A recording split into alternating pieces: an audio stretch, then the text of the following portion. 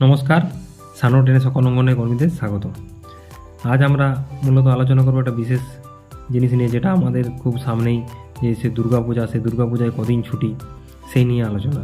কারণ এই দুর্গাপুজোর ছুটি নিয়ে অনেকে ধন্দে আছেন, কেউ 3 দিন 4 দিন। তাই আমরা লিস্টে দেখে নেব কদিন ছুটি আছে। তাই চলো দেখা যাক। এখানে লিস্টে আপনারা দেখতে পাচ্ছেন, এটা ওয়েস্ট বেঙ্গল যে চাইল্ড ডিপার্টমেন্ট আছে তার সেইখান থেকে লিস্টটা বেরিয়েছে। সেই লিস্টটা 2023 সালের 12 মাসে দিয়েছিল।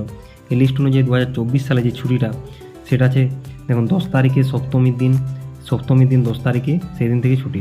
10 তারিখ ছুটি, আর 11 তারিখ দেখুন অষ্টমী আর নবমী একই দিনে পড়ে গেছে, তাই 11 তারিখে একটা ছুটি, আর 12 তারিখে বিজয়া দশমীর ছুটি থাকছে।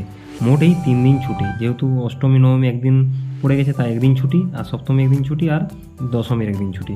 এই 3টা ছুটি মূলত আছে। তাই দুর্গাপুজোয় আইসিডিএস কর্মীদের 3 দিন ছুটি। অন্যান্য সরকারি কর্মীদের 20-21 দিন ছুটি থাকলেও এখানে মাত্র আইসিডিএস কর্মীদের মাত্র 3 দিন।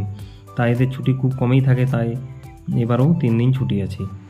এই বছর আর 2টো ছুটি বাকি রইল। একটা কালী পুজোয়, যেটা 31 অক্টোবর থাকবে সে ছুটি, আর একটা থাকবে ছুটি 25 ডিসেম্বর।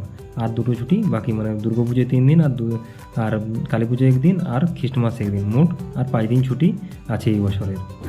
এই মোট ছুটি, তাদের বেশি ছুটি নেই, তাই এই মাত্র আর 5 দিনেই ছুটি আছে। ধন্যবাদ। ভিডিওটি ভালো লাগলে লাইক করুন, আর অন্যান্য কর্মীরা যাতে জানতে পারে তার জন্য ভিডিওটি শেয়ার করুন।